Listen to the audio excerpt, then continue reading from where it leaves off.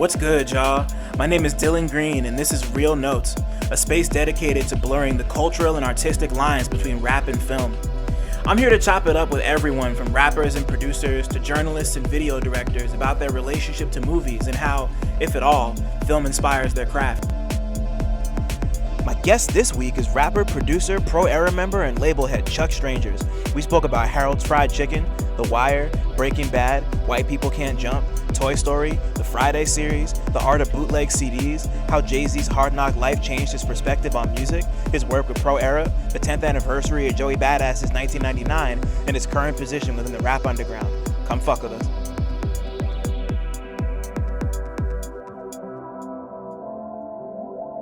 Yeah, bro, I'm going to Chicago for the first time. I'm real excited about it. I'm finally get to try Harold's. That's all I want. That's all I want. Harold's is crack. That shit is mad, like the best hood chicken you could get. Incredible. Like crown fried. It's like gourmet crown fried. Wow, not gourmet crown fried. Okay. Gourmet crown fried with sauce. With some sauce on it.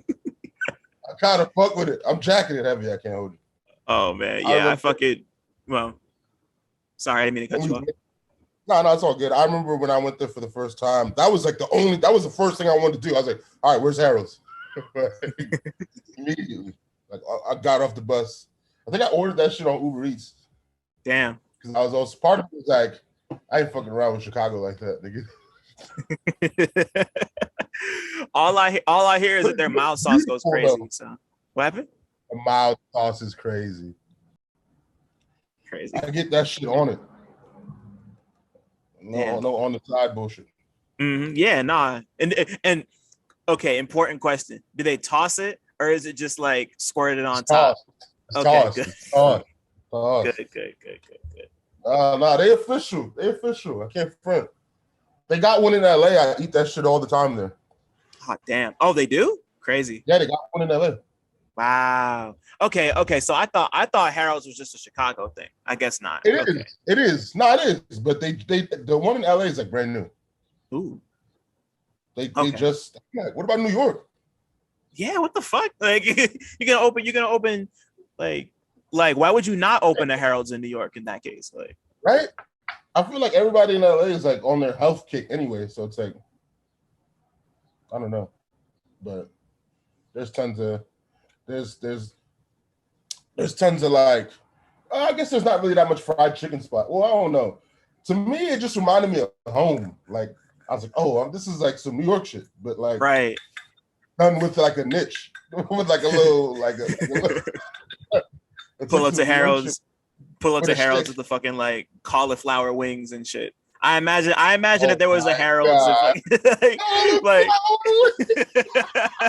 at the California spot. Like, come on, tell me you can't imagine that. Like, they got the cauliflower version. You ever had cauliflower wings before? No, they're fire. They're fire. You don't like them? I'm weird with cauliflower. Like, it's because it's like not real. You would not see a wild cauliflower just like in nature.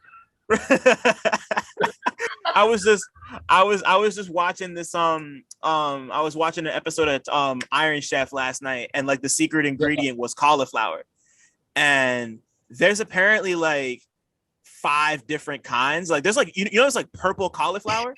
I've never seen that before in my life. I've never heard that. That's crazy. They had white. It was white, yellow, purple, and like one or two other colors. But like I was just stuck on the purple. I was like, purple cauliflower. It was like when I found out about purple carrots for the first time. Like I didn't know they had purple carrots. That's crazy. Purple, yeah, carrots were originally purple. I did not know that. Like, cause they like genetically, and cause like back in the day they were originally purple and I think like white, and there was this, why do I know this? I'm kind of blown that I know this like off the top of my head, but like there was this like royal like European family, and like their color was orange, and they like paid a bunch of farmers to like genetically engineer and modify like orange carrots for them, and then orange carrots became the standard all over the world somehow. Like I did not know that. Yeah, they just I did like not. grew them over the course of like a decade, and then it was like, oh, we got orange carrots, and then people were like, oh shit, orange carrots, and I guess it just stuck. What time period is this? Damn, must have been like, ooh, maybe like the 1500s, 16. I don't know exactly. I couldn't tell you, but I just like someone told me that once, and I just like it's just in my head now. I'm dead. Like, like yeah, like I can't remember when my phone's at 80% of the time, but I know like when carrots became orange type shit, you know, like I know, yeah, random information that's like stuck with you. right. I'm like that about music. Why do you know that? Right. Off the top of your head, what's the most I guess it's like less nah, fuck it, I'm gonna ask. What's the most random thing you could tell me about music right now? The most random thing I could tell you about music? The first thing that pops into your head that people might not know about anything. It doesn't matter. The master compressor on the MPC 2500 is amazing. That's a good answer. You know, like a random thing about music. I don't even know how compressors on MPCs work and shit. One day I want to learn. But it's a cheat code. I know a lot of niggas would be mad at me right now. Like, why are you saying that? Like, well, that and also Crazy Things I Do for Love by Sammy is a great song. Yeah. You know, that song is fire. Yeah, another great answer. Like that song is great. Yeah. Even though I guess it's not that random, because didn't Sammy do like a verses or something? I didn't see that shit. I don't know. I don't think so. In there? He's like, no, it didn't happen. Yeah. See, I didn't watch it. I didn't watch it, so I wasn't paying attention. The only thing I grabbed from that were like the watermelon shit and Ray J trying to sing One Wish. He had a watermelon on stage, didn't he? Yeah. Yeah. He's wild. It was like him and his brother just like eating watermelon. That was crazy. That's OD. Yeah.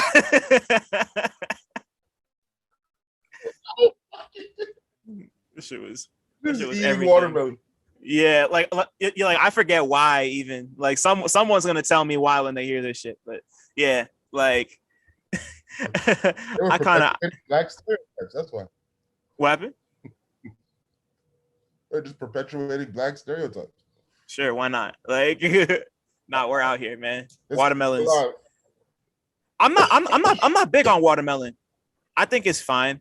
Bro, I think it's cool. Fire. I don't love watermelon either. That's hilarious. I was like, really? This is the fruit that niggas supposedly love? It's like, that's cool. People will really just like keep slices in the fridge and just like eat it. And I'm just like, I'll just like drink some water. You know, like it's like slightly more flavor water, you know, like, okay.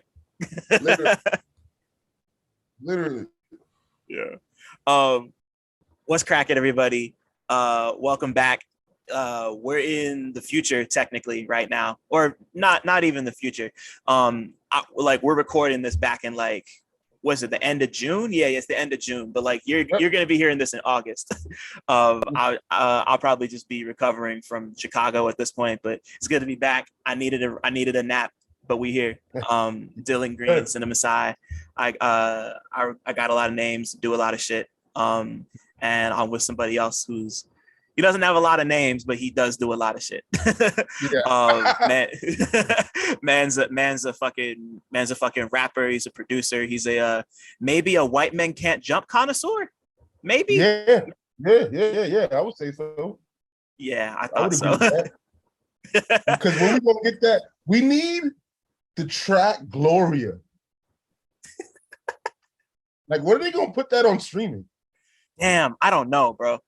Like, I've scoured the internet for like a CD quality, like You know the track, you know what song I'm talking about?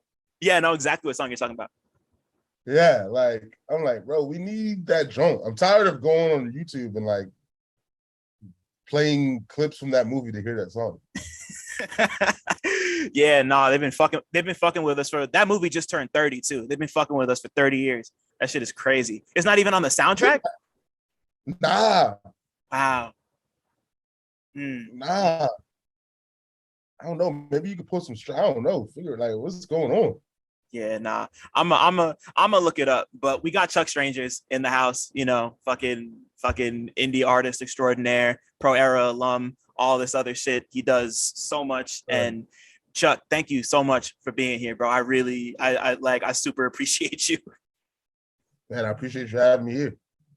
Ah, man, absolutely. You know, like when this shit first started, you were a pretty early supporter, and the two times we ran into each other, you were asking me, "When's it my turn?" So I'm happy. We finally made it happen. Yeah. I wanted to be here.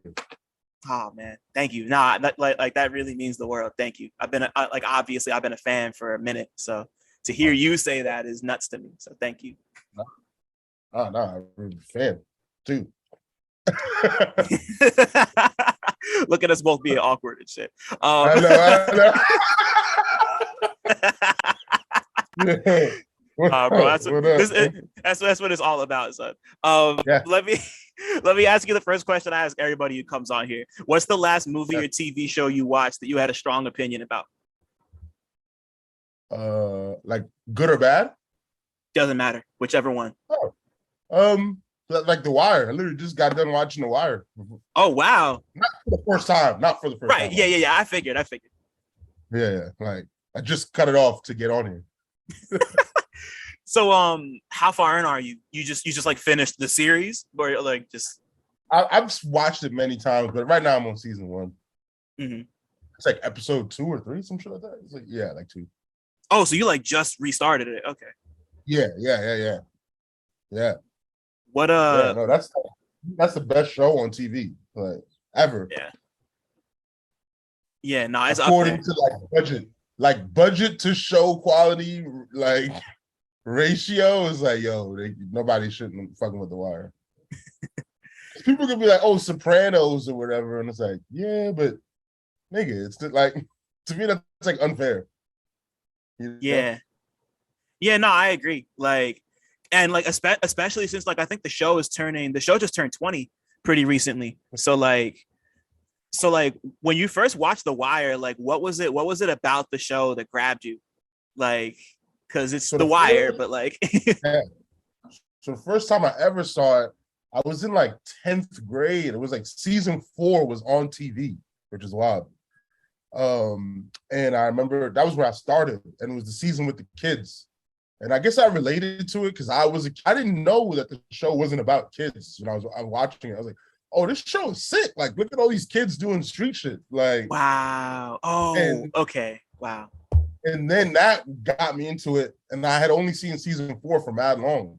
You remember how it was back in the day? It wasn't like, I'm just going to go on HBO Max and watch the whole series. Like, yeah. You had to wait for the reruns to pop up. Yeah, nah. I was doing shit. So I wasn't about to do that. So then years later, when it was all accessible to watch, I was with my man, Anna Moss. Of course. Shout out to Anna Moss. Shout out Anna Moss. I remember talking to him. I was like, we were just randomly talking like, The Wire's fire. And then I was like, I still haven't seen the whole thing. He like looked at me like, what? You never see like we started now type of shit. Like, and it's fire. And you know what? Because I tried to when I was a kid, and season 1 was so rough to me because I was just like, it starts off slow because it's setting the shit up. But I'm like, I need more guns. What's going on? But this courtroom shit, all these police, this conversation was boring me. But when I got older, I realized I was like, oh, this shit is crazy. Yeah. And it's wild because like I feel like so many people our age didn't start watching the show until like a little later in because we'd like catch it because like our parents were watching it or something type shit.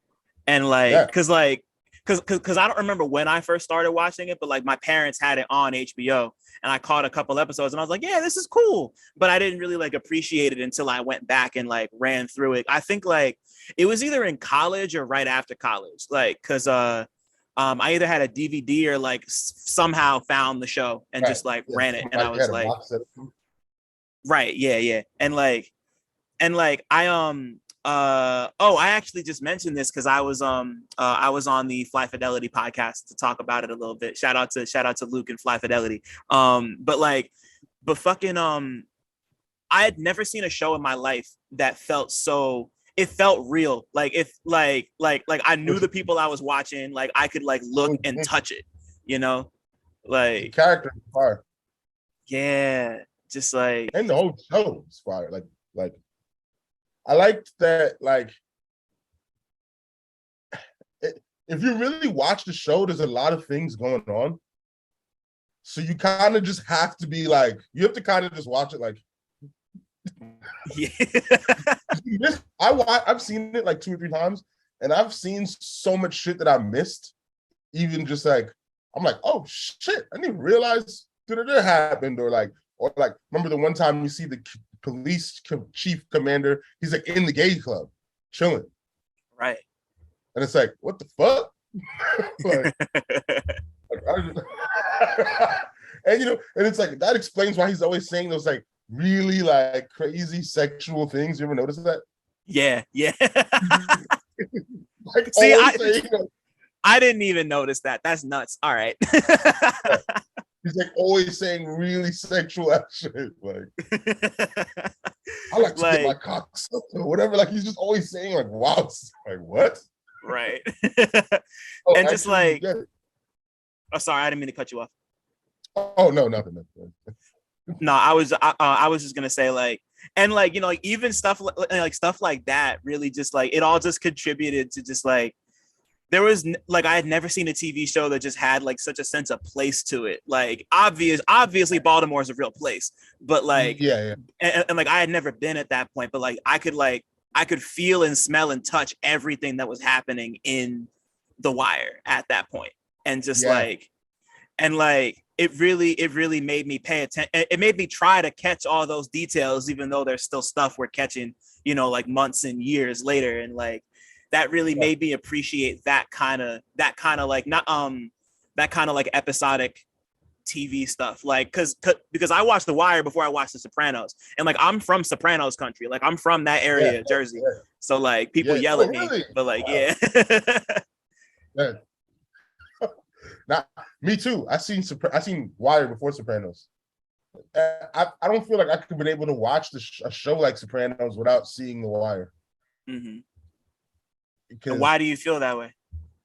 I don't know. I think watching that show kind of like, when I was younger, like kind of like I learned how to just slow down, like not have expectations for like, you know, just like take a story in, as opposed to like, you know, when you're a kid, you just want to see like crazy shit happen. You know what I mean? Yeah. So it's like, oh no, let me take in a story. It's just because I remember just being a kid and seeing adults talk on television and shows and just being bored as fuck. Like shit like Law and Order, when I'm just like, oh God, shut this shit up. Like, and now, you know, I'm older, I'm like, oh shit, this is good. So I think it was one of the shows that slowed me down and had me able to appreciate dialogue and like all kinds of just shit. Yeah, definitely. Yeah, nah, like The Wire, like especially early on, The Wire is such a slow burn, and like I really just came to appreciate a good slow burn off of that. And it had crazy parts of it too, though. The crazy parts are crazy, like when they killed Stringer. Yeah, that was wild. I felt sorry for. I don't know. I felt scared for him too. Like, damn, imagine if you were in that. I was like, fuck that. I was kicking out that boarded window and jumping out that bitch. Right, yeah, fuck that shit. Like, fuck that shit. I was taking my chances. Bro, that was like when I first watched Breaking Bad, because when Walt fucking when he drugged the dudes in the RV and like hit him with the sides, it just like ran out, and then had him locked up in the basement and had to like choke one of them out with like the bike lock. I was just like, I was like, the fuck am I watching right now? You know, like, even Breaking Bad is kind of different from The Wire because like it moves a lot quicker. At least to me, it kind of moves a lot quicker. I've yet to do the Breaking Bad thing, bro. I feel you. I'm scared. It's a lot. It's a lot. It's a lot. And I know just how many people, you know, it's almost like one of those things where it's like you hear it's supposed to be so good. So I just put off tapping into it.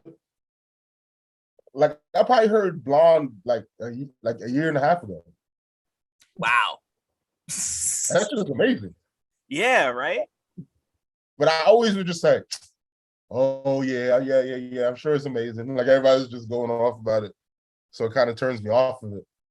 Like I don't know. But then, so I've yet to tap in with Breaking Bad. And I'm like, I don't want to watch it and then be like, this shit sucks. And then, but I mean, I'll get around to it at some point. It's good. I watched it as the last season was ending, so I kind of like ran through it really quickly. I wouldn't recommend you run through it quickly because like that shit will just depress you. Like it's just so just like sad isn't even the word. It's just depressing. Like and like not all the time, but it's kind of like The Wire in the sense that it's just like crazy fucking action and then just like really bleak family moment, like unexpected bit of comedy, cute moment, someone dies. Like it's you know, they just they keep you on your toes just like The Wire did. So like I don't want to say if you like The Wire you're gonna like Breaking Bad because they're different shows about different things, but like when it comes to the way they just kind of keep you on your feet tonally, they're kind of similar, at least to me. Right. No, I might need to tap in. I need to try that because I need something to watch. I don't got shit to watch right now. I'm rewatching The Wire. Right. So it's like I should watch it. I've been trying to think of what I've been watching. I've been slowly making my I've been making my way through Jujutsu Kaisen right now. I think I'm at like the end of the first season because I think they're bringing the second season of that back. I'm not sure how much of an anime guy you are, but you know what? I be watching like I've only seen like basic animes, like animes that like Gen Pop anime, like mainstream shit. That's like cool. Dragon Ball Z or something. Yeah. Like I used to love that kind of shit. Like I love Yu-Gi-Oh. Yeah. Shout out to Yu-Gi-Oh. I love Yu-Gi-Oh. I was like the Toonami. I was like Toonami anime type of shit. You know what I'm saying? Right. Like the shit I caught on TV. I didn't go deeper. Like I don't have Crunchyroll. Right. Stuff like this. But like but I know a lot of those shows are like fire. My brother's like into them more than I am. Mm-hmm. And like where he just watches the shit with subtitles. And that's I hard. don't know. I've got to the level where I could just watch a whole show with subtitles. Like, what was the last? Oh, really? No, I'm just saying City of God, the series. Like, I can't do that like every day. But yeah, what are you saying? Sorry. Oh no, it's cool. I didn't know you had any more to say. I'm sorry. I was just gonna ask what was the last. If you can remember what was the last anime you watched, just because I'm curious. If there is one that like Naruto Shippuden. Nice. Naruto Shippuden. That shit is kind of okay. That shit is fire. I was enjoying it a lot. I like it more than the original. I wasn't fucking with the original. The original's like kind of slow, right? Yeah. But what's up with like they do all these like filler episodes? Yeah. Anime is kind of known for filler episodes. It like some shows more than others. From the companies, is that them just like milking the bread? Honestly, it probably is, but I think it's like a combination of that and just like, oh, we just want to have them do some silly shit. Like it'll be like, cause my favorite. I was just talking about Samurai Champloo last night. I'm so happy we're here. Cause I want to do a rewatch of that. And Yeah. it's got my favorite filler episode of any anime ever. There's like a whole episode where it's like they're trying to like they escape a life or death situation with this blind sword woman, and then in another episode they just like start playing baseball like with like a local team, like an American freighter ship comes over, and then they're just like, oh, we want to play these Japanese people for like this island, like we'll play you in baseball for the island, like, and then they just play baseball, and then they just play baseball. Like it has nothing to do with imperialistic baseball crew is this? You want to take your island through baseball. You remember? Do you remember? How much of the Boondocks did you watch? Because it's like I've all right. It. So Yeah. so it's kind of like the episode where they play kickball. Oh yeah. yeah. I'm dead. So imagine that, but they're playing baseball instead of kickball, basically. But That's like, crazy. yeah, it's just so wild because like, yeah, I've never seen Samurai Champloo like watched it. I've seen it like on, but like I've never like clicked it on and sat. But is that the one with the fire music, right? Yeah, that's the one with Fat John and Nuhabes and what's the other group? Forces of Nature, I think. Yeah, just the music's crazy. That was like life changing for me. Is like, that how you say bro's name, Nuhabes? That's crazy. I think I don't know. I couldn't tell you for my whole life. I've heard it 4 different ways. Nobody really knows what it is. Yeah, it's like Ryu. Right. Yeah. yeah. It's like Ryu or Naruto. Yeah. The homie told me his man's named his kid Ryu. That's kind of hard, honestly. I like that name for a kid. And his baby mom's is Asian. Hey. It's like a mixed kid named Ryu. Well, because I was telling him, I was like, yo, apparently it's Ryu instead of Ryu. Because he was like, oh yeah, my boy's named his son Ryu. I was like, oh, I think his name's Ryu. Imagine you walk up to him and you just like, oh, nice to meet you, Ryu. And then his parents just look at you like, it's Ryu. Yeah. You know what my favorite is? Mario and Mario. You call it Mario or Mario? Mario. Okay, there you go. Good. You got it. Mario? People call him Mario. I still hear it to this day. That sounds like some old school. That sounds like some what? Mario. Like Tupac. Yeah. Tupac. Right. That's the dollar store Mario. That's when you go like, yeah, I couldn't afford it. I gotta get the Mario. Yeah. I gotta get this shit bundled in with 100 games. There's not even 8 other games on here with Mario. Right.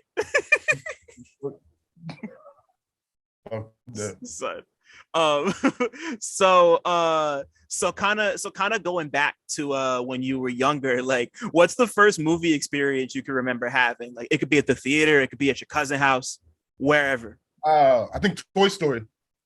Hey. Toy Story, maybe no, that's Cat. Next Friday. How do we go from Toy Story to Next Friday? No, because I actually Toy Story. I think I saw Toy Story, but I was too young to remember. I actually remember Toy Story 2, but I think Next Friday is before Toy Story 2. Hold on, let me look it up. I'm pretty sure you're right. You're right. Yeah, I think Next Friday might be like 99. Mm-hmm. Because Friday after next was early 2000s. Okay, either way. Yeah. Yeah. And then when's Toy Story 2? Oh, so Toy Story 2 is 1999. So yeah, Toy Story 2. Toy Story 2. But I remember like that era. Toy Story 2, Next Friday, Blade, fucking like I've seen like what's that movie with Eddie Murphy and it's a terrible movie too. That white guy. It's like what is it? It's killing me now. He plays some dude with like glasses or something in it. I was about to say Pluto Nash, but I don't think it was Pluto Nah, Nash. it's not Pluto Nash. It's Where's Pluto this Nash is movie? horrible too, by the way. Anybody see Pluto Nash? It's terrible. It's called. How is it? They're trying to make Bowfinger. Oh shit. Wow, I didn't even That's remember also Bowfinger. 1999. Yeah. Jesus. Bowfinger. Because me and my family would go to the movies all the time. That was like something we did. Like we just go to the movies. Back then, I think there were a lot more movies to go see that were worth going to fucking see. Right. But yeah, that's like the era of first movies I remember going to see. What was there like one specific like memory you had? Like now I'm curious because you brought up Next Friday. Like what like do you remember going to see Next Friday at the theater? Yes, yeah. I remember because it was so funny to me. I thought Day Day was hilarious. Right. Like Day Day was, and I don't think at that point I'd seen Friday one. Okay. I mean that makes sense. We were like babies. So I didn't know, like, yeah, I didn't know like, oh, Chris Tucker. I didn't know the whole he was missing thing. Like, so I'm just seeing it. I think and also before moving to California, like I didn't really understand the dynamic of the movie. The movie was like way more hilarious to me after I moved to California and like I actually understood what was going on. But I think my best memory of it is like probably when he's when they're in the smoke when they're smoking in the at his job. Yeah. And then, oh no, Cap, the Michael Blackson. Okay. Michael Blackson was in that movie. Yeah. Was in that movie. And then the pinky fight after that too. Right. Oh, and then he tells old girl like she be knowing the burgers before they come out. Like Burger King's about to come out with such and such burger. Yeah, that shit was funny. Oh shit, this shit is funny. Bro, that movie's a classic. Like it is a classic. And it's kind of crazy to think about how like because like you mentioned Pinkies, like it's kind of crazy to think about. Pinkies was the last thing I thought would kind of like hold like a legacy, if that makes sense. Because like people like because like of course like you got people like Sifu and Anakin who based all the fly Sifus off of fucking Pinkies, and right. I just like watching that movie for the first time. I never imagined that I would go back to thinking about that record shop, and like especially since I hadn't been to California, like I also didn't understand the dynamic and just like I don't know, like it like there was something special about seeing Next Friday for the first time. It was just kind of like, oh, that's what it's like, Yes. And especially like I didn't understand that like, they moved to Rancho, but they're acting like, yeah, we made it, we the black, even when they're showing his backyard, it's all shitty. Right. I'm like, yo, that is funny. Like, oh man, it was. To me, even though I guess Next Friday is probably objectively the best one. Yeah. Next Friday is probably my favorite just because I was the first one I saw when I was a kid. Yeah, I get that. Even though Friday one is amazing, man. I'm not shitting on Friday one at all. Yeah, like to me, you can't really go wrong if you pick either one. Like even if you were to pick Friday After Next, which is like probably the worst of the three, but I love Friday After Next. Me too. I love that movie. Like if I had to pick from the three, I probably wouldn't pick Friday After Next, but like I like to watch that every Christmas. That's a Christmas movie. It's cool with me. It is a Christmas movie. It's a Christmas movie. Nah, yeah. I probably would say this like if I'm saying favorite, like my favorite, not like the best one. My favorite. Mm-hmm. The second one. Nah, yeah. Cause now you got me thinking about it. I think if I had to pick my favorite Friday, it would probably be the first one. Like it's just the first one. I'm not mad at that at all. The first one is like one of the best movies. Like when she asked to borrow the microwave. Can I borrow y'all microwave? And you know what was so funny about the first one? I never realized until like last year when Craig Shorty is talking to him on the phone, like screaming at him, there's a man in the bed with her. Really? Yeah. Yo. There's a man in the bed with her. Like when she's like on like talking to him on the phone, if you look, there's like a dude next to her, like Dickies, no shirt on. He got like Dickies, no shirt on, like laying down. What the fuck? Yo, yeah, man. Now I feel even worse for Cube because he gets fired from his job. He gets put out. He's yeah. just like what a horrible way to start your morning. I can't even imagine. I know. Oh my god, he got fired on his day off. Like on your day off, like come on, Craig. Like you. Yo, that's who wrote that shit? I'm pretty sure Ice Cube wrote it, or at least he like co-wrote it. I'm pretty sure. I'm a check right now, but I'm pretty sure he at least co-wrote it. That's amazing. If he co-wrote that, then that's amazing. Let me see. I thought it was like DJ Pooh. I don't know why I thought DJ Pooh had something to do with that too. The two of them co-wrote it. Ice Cube and DJ Pooh wrote the screenplay. They're you got to get You know what? Actually, not to flip, my favorite might actually be the first one. Now that I'm thinking about the first one, it's like, the first one is crazy. Like, do you ever see like there's like this extended version? You ever know? Yeah, the DVD. Yeah, it's like a DVD or something like because it's like longer. It's like scenes that are like cut out of like the regular version. Right, like it was like a director's cut or something, just like more John Witherspoon talking, and I'm like, wait a minute, I don't remember this. Like, yeah, literally, that's kind of longer. To me, I thought like even some of that shit is funny as hell too. I was like, Friday one might be the one, but I got like a closeness to the second one just because it was one of the first movies I remember seeing. Yeah, I feel you. Like it's definitely one of those, you know, like I said, you can't go wrong either way. And really just off of like just like off of like Pinky's and Clifton Powell fucking going crazy and the story, like just all of that shit. Like just literally you can't go wrong. Yeah. So like as you get older and you start seeing more shit and living more life, like was there a movie that kind of made you fall in love with like seeing movies, like not even in like an artful way, but I mean like it can be if you want, but just like something that just like stopped you in your tracks and like made you appreciate a movie as more than just like entertainment type shit?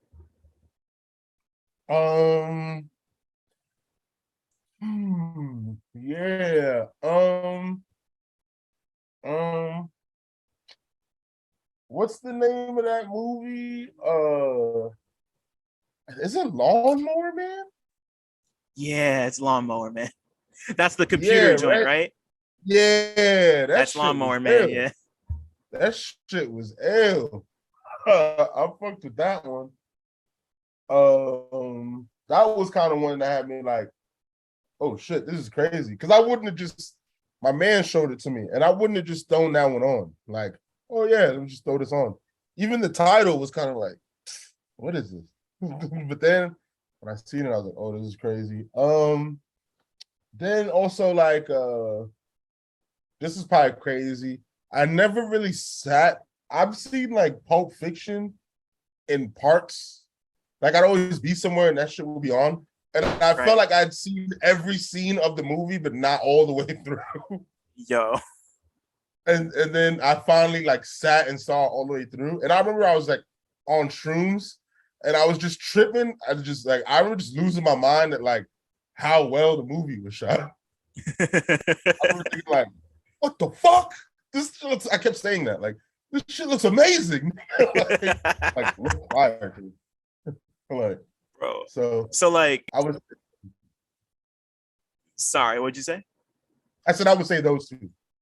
Man. So like I can't imagine tripping watching Pulp Fiction. Like especially like all I'm thinking about is like just like the scene where Uma Thurman's in the back of the car and she's about to like OD before they hit her with the adrenaline. Just like watching that whole scene play out, I don't know if I'd be able to handle any of that. Like not on this earth, like type shit. Like I mean, it had me bugging out. Like I was like, oh shit, this is crazy. But you know what? when I was seeing it on Shrooms, that wasn't the time I saw it all the way through. I think I like because I was on Shrooms. I did I went and did some other shit. like when I saw all the way through, I was not on Shrooms. Because as soon as you said that, I was like, oh yeah, I was not on Shrooms when I saw that. I remember just losing my mind. Like I was like kept laughing at the Royale with cheese. just forever. Yeah. Royale with cheese. Yeah, because it's just like the way they say it. Like it's not even like the thing they say. It's just like the Royale with cheese. Like it's just reason, bro. I don't know why. I couldn't stop laughing at that. That's hilarious. There's because you mentioned you only saw it in parts. The only like the movie, I have a couple that I've done that with, but for me, I've never seen White Chicks all the way through. Never seen it start to finish in my life. But like, I mean, yeah. You've seen. I'm pretty sure you've seen all the major parts of it. Yeah, I've seen the whole thing, but like when the first time I saw it was in the theater. Me, my best friend Solomon, shout out to Solomon, and my dad. He took the two of us to see it, and we made it to the point where they like stopped fucking with each other, and they're like, "Oh, I hate you. We're done with the mission." And my dad got a call that my grandma was in the hospital, so we had to leave the theater. Shit. She turned out to be fine. She passed quite some time ago, but like that was like we left the theater because to go see my grandma, and then from then on, every time like I've seen the whole movie and I know every single joke, but I've never watched it from the opening credits to the closing credits ever. Like I've seen the whole thing, but only in bits and pieces. Yeah, it's a good movie. It's like one of those movies of. It was like one of those movies of the times. I feel like I've had so many conversations about that shit at that time. Yeah. It was like, I don't think I ever seen like a movie of like Black people just openly like, I guess, like, or just like speaking on like white shit. Like, you know what I'm saying? Like, I never like see that. Like, kind of like that. Like, and I think, you know, niggas probably might have been tight. They're like, oh, like look at these two niggas in dresses, like being white. But I thought it was a way to like, that was like some like covert Paul Mooney type bars. Yeah, honestly, like it's all good. I never really had no issue with it. I remember seeing the trailer and thinking it was funny as hell, and then I watched the movie and I'm like, yeah, you know, it's funny. It's I thought that was funny as hell. Like it works, you know, like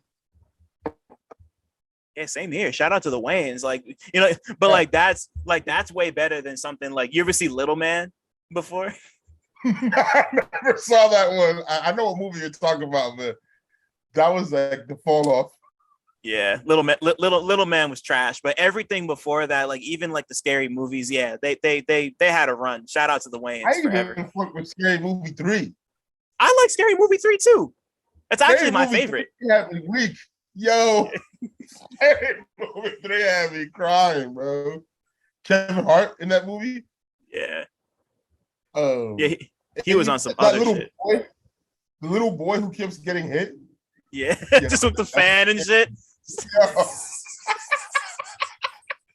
I saw that in the movie theater too with my cousin. Me and my cousin went to see that shit. That shit is hard. Yeah, no, I definitely saw it in the theater too. I might have seen that with my aunt. I either saw it with my aunt or a bunch of friends. I can't remember who I saw it with. But like I don't know why, but my favorite part of Scary Movie 3 is always when the president comes in and like he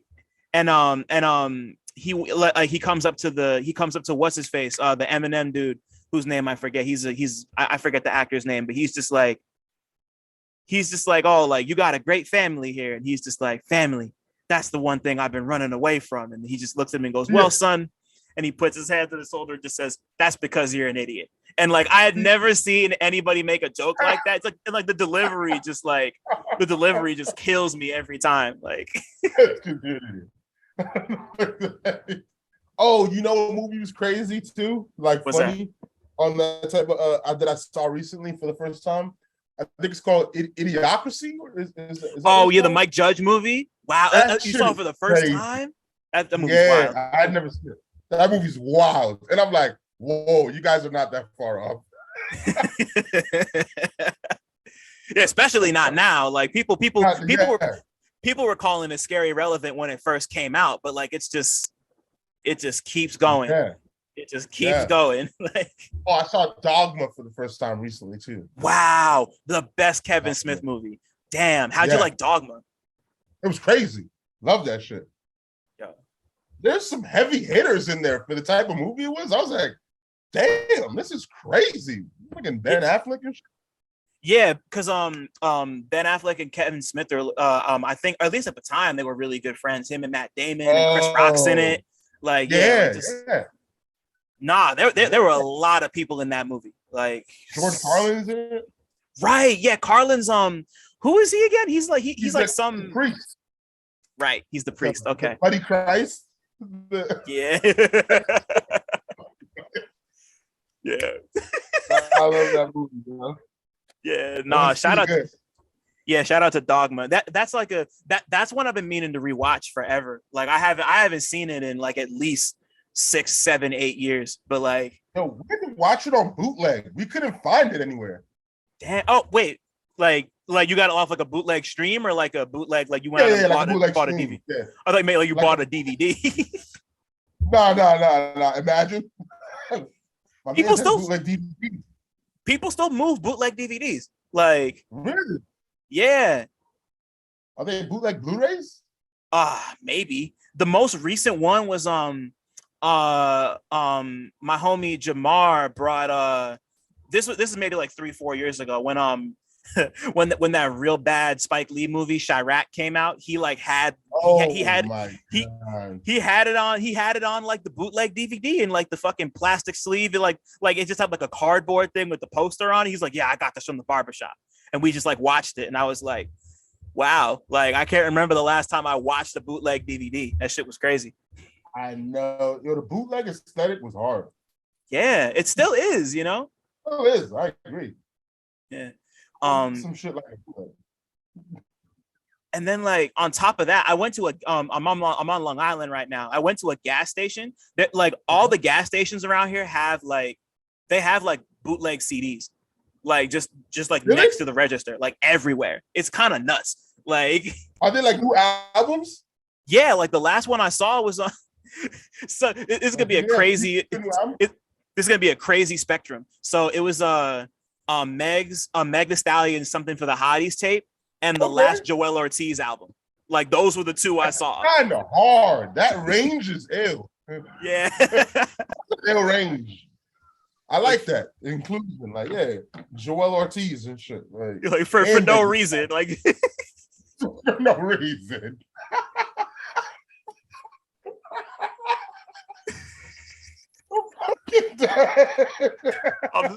I'm sorry, bro. I had no reason to listen to Joel Ortiz since like 2009. I'm not gonna lie.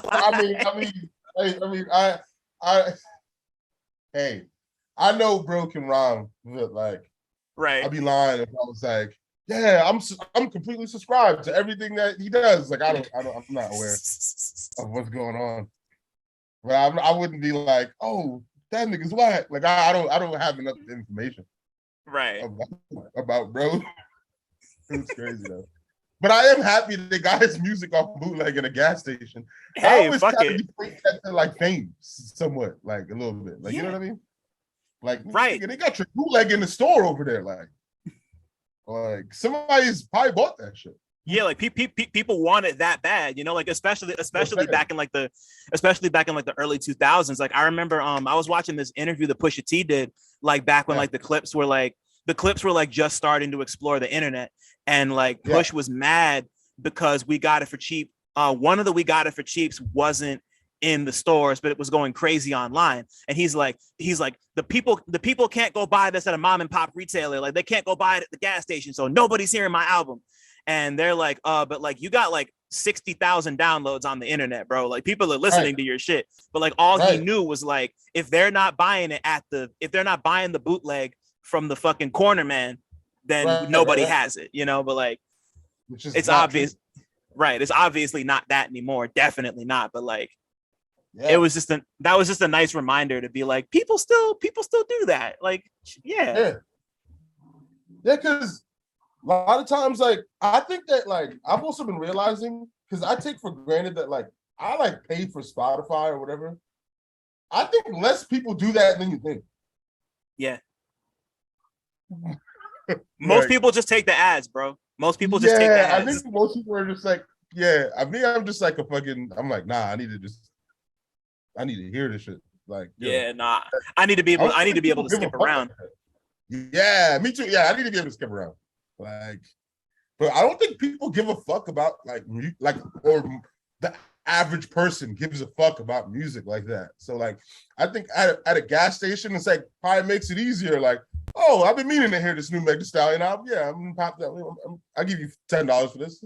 Right. Yeah, I nah. wonder how much Absolutely. like it is nowadays. What's the bootleg prices? Because I just thought about that. $10 is a lot for a bootleg. This shit's bootleg. Yeah. I got five for you, bro. Yeah. I maybe This do CD costs you no money. I do like 7 at most. Yeah. Like if I know you and I fuck with you, I'll do 7. Yeah. But like, Yeah. That's for support. But it's like right. 10, you like kind of rating me now. Yeah. It's like, yo, that pack of CDs didn't cost you no bread. Right. This Yeah, that should Xerox cost you like paper, $2. yeah, you just Xerox the Megan and cut it out and put it here. Oh It's my like people sell God. it's like people selling candy. You want to support, you know. Like Exactly. I ain't here for no basketball team. Remember they used to say that shit all the time. Yeah. I don't know the last time. I kind of miss that. I don't really take the train like ODOD. So it's like, but I've been taking the train again because I found out like my friend, he like lives along the same train line as me. So I was taking like these super expensive ass Ubers to his house all the time. And I realized like, bro, I could just take the train to your house. Like for literally 98% cheaper. Right. than, so Yeah. on the train again. And I kind of was secretly hoping that I was like somebody would come on the train and be like, I ain't out here for no basketball team. Like, just I missed that. But because I never had cash to give them anyway. But I just was always like, damn, I see my niggas out here trying to get it. Right. I wonder Yo. if there's any NBA players who went through that. Like, yeah, I'm here. I made it. I used to be on the NYC train. Like, I don't think They just be on the train and then see the kids moving the candy, and it's like, just look at them like, I used to be right there. Like, yeah, that used to be me. It's like freeze frame. That used to be me. You're probably wondering how I ended up here. Like, son. You're probably wondering how I ended up an NBA player. It all started with this snicker. Like, you're a bunch of shit. I was like, let's be real. None of those niggas made it. Oh, that's cruel, bro. No, I was kidding. That was funny. Yeah. Yeah. Since we're here already, when did you first fall in love with music? Like, when did music first become a thing that you were like, yeah, I already said the question. Man, early, probably like 5 or 4. I remember my first CD that I remember getting or like treating like it was mine. I didn't pay for it, but I treated it like it was mine. Was Jackson 5 Christmas. And I used to listen to that shit all year long. Like, it's like, yo, don't want Jackson 5. I still think it's a great Christmas album too, to this day. But like, that's when I knew, like, man, I love this shit. And I used to want more music. Because back then it was like, that was your 10 tracks, nigga. Like, right. So, and I remember I would always love, because remember there was always there was pop video, there was all kinds of just video music shows. So I used to watch those shits all the time. And even some of my earliest memories, like I remember watching Casey and JoJo all my life. like with my mom's just being like, this is fucking amazing. Like this is like this nigga's killing it. Like, and I remember talking to my mom about like because hearing songs, because I remember we'd be like, oh, like this song sounds like this song, like they're copying off of this song. And then I found out about sampling. And I was like, oh, so you don't gotta be talented, you can just steal niggas' music?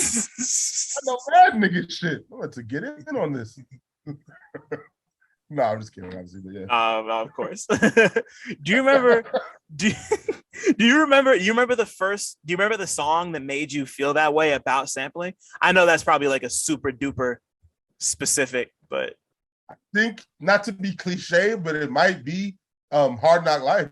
Jay-Z. That's fine. Like Jay-Z Hard Knock Life, I think, because I remember the movie Annie. Right. Like, oh, they turned this into this. Oh, that's crazy. Yeah, but I think it was Hard Knock Life, Jay-Z. Yeah, because like things become cliches for a reason, you know, like it has to be a thing that like really works. And just like, no, like I remember hearing Hard Knock Life for the first time too. And I was just like, because I had oh shit, you just unlocked a really fucking deep memory in my head. I had just my elementary school did a production of Annie, and I had heard Hard Knock Life. I had heard Hard Knock Life right after I saw that, and I was like, oh, what's this weird version of Hard Knock Life from Annie? And then I was like, I was like, what the fuck is it? Wow. I haven't thought about that in fucking like 20 years. That's so crazy. Yeah. I literally had the same mind fuck. And also too at that time was that Dido song with Stan.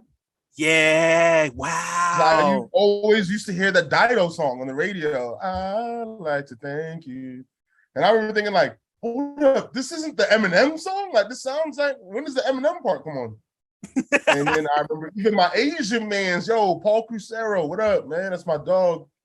I remember it was like his birthday or something. His mom took us to the King's Plaza. We went and saw a movie. And fucking, I don't remember what we saw, but in the car, the Dido song was playing, and I remember being like, yo, Eminem did like a crazy joint with this. And he's like, yeah, we were like talking about it. Like, yeah, Stan. Yeah, shout out to nigga sampling. Wow. Yeah, honestly, like it's just like it and like something you said. Oh, 45 like, King did both those beats. I just thought about what the fuck? Really? He did both of those beats. 45 King. See, I knew he did that's so crazy.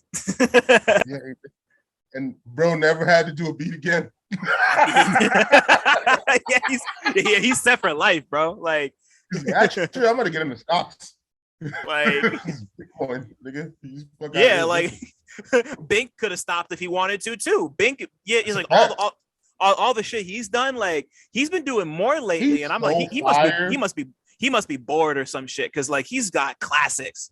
Like, I hope the kids know about him. He's so fire. Like, Bink is like one of my favorites.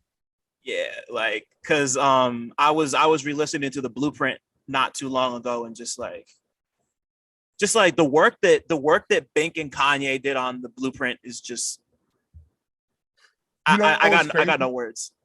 As a Nas fan, because I was like pro Nas at the time. Even being from Brooklyn was weird, but like I recently just accepted like Blueprint is a better album than Stillmatic. Yeah. Yeah. Like hurt me to accept that. Than Stillmatic. Yeah, I heard you, but like Stillmatic is still a good album, but the Blueprint's still a really good album. The Blueprint's up there. Yeah. Yeah. I think they're both classics to a degree, but like I don't know. People throw that word classic and legend around so crazy nowadays. Yeah, like people, man. like I've met people who met me and they're like, "Bro, you're a legend," and I'm like, "Bro, what? Do you know what a legend is, nigga? You're a legend." It's like, nah, Large Professor is a legend, nigga. I'm like, a nigga doing. I'm a nigga getting by. Man, but like you've done shit, man. Like and just like considering that like you've been doing it for like a decade and you've made crazy moves. Like Like I talk to people who are like, oh, like Chuck Strangers, I was talking to the night that I saw you at what was it? It was at Anakin show. I was with Quadri. I was with the homie Quadri, and we were both like, yo, like we used to listen to Chuck Strangers and fucking like all these people who are here, and like now they're just like here, you know, and like we're around them, and I'm like, yeah, you know, like it's like you've done some shit, you know, like you've done some shit. Thank you, but you know, I keep it fucking. I'm like, we still out here doing more stuff. I don't need nothing, but like I just don't hype. You know, I'm not one of those guys. Like, yeah, I did. You're right. Like, you know what I mean? I'm like, thank you. No, I feel you. It's you know, like it's better to be humble, honestly. Like, you know, I agree. Just, but like at the same time, like I'm the person who, like, if I know somebody and I know you've done some shit and you're downplaying yourself, I'm like, no, shut up. You got it. Yeah. Like you did that. Like even if you just want to own it in front of me and then go back to doing whatever, like you can you can take the facade off, like own it for a second and then go away. Like no, I know, right? No, you're right. I am that nigga. No, I'm just kidding. But did you come to the 1999 show? No, I wish, man. I was busy that night. So I feel you. I mean, hey, but like, yo, it was a great show. I was like, oh man, I really saw, like, because you know we're just to a degree like doing music and stuff. So like when I saw how much the kids that were there, they knew every word. Like I almost didn't have to say no words when I got up on the stage. I was like, damn, this is crazy. Like sometimes I don't really realize like what 1999 did for the kids. Like sometimes I don't really realize that. Like I saw a tweet, it had like 30,000 retweets. It was like, yeah, 1999 is like the best mixtape ever or some shit like that. I was like, God damn, really? Like, is that what's going on out in the streets? Like, crazy. Yo, like y'all really made something special, you know? Like you really, really did. Like I remember, like I was in college when fucking 1999 came out, and just like and just like people could not put the shit down. I remember hearing From the Tomb for the first time. I remember hearing Survival Tactics for the first time and Waves for the first time. Like just I remember hearing Survival Tactics for the first time too, before it came out. I didn't really want to rap after that. Right? Yeah, right. Like I remember I'm like, hey, they're 15, 16 doing this shit. I'm like, oh, I actually suck. I only said right to that because I remember when you told me that last time I talked to you. But okay, so now that we're on the subject, or actually no, before we get to that, I have one more movie related thing I wanted to ask you. Was there ever a period of time in your life where like film and music kind of came together? And like sorry, hang on. I asked that really terrible. Was there ever a time in your life when you realized that music and film complement one another? Like how a song could make like a movie scene better. It doesn't have to be exactly that, but like yeah. No, totally. Like I don't know if I can think of an instance of it right in my head, but like there was a lot of times like so back to Animals. A lot of times, ain't my fault, I'm snitching, but like a lot of times when I be watching him make beats, he'd just have a movie on mute and just going through records and shit, seeing how it's blending up with I'm like, oh, this is kind of like I don't even think I vocalized this, but it's just like kind of was just like, damn, like noticing like sometimes like how hearing different music to a scene that maybe is not in the movie kind of makes it feel different. So like how vital even if it's just underlying music, you don't even really realize it's music. Like just like a string chord, like all of a sudden it's haunting now, or like, you know what I'm saying? Or stuff like that. Like I was like, oh shit. And it was like, there's power in that, I guess, too, if you're making your own stuff. Right. Like And you know, like just speaking as somebody who like solely like consumes and like writes about the shit at this point, like I could like, especially somebody like Animos, just like even just listening to something like fucking Orpheus versus the Sirens, because I've been revisiting that a lot lately. Just like Hard.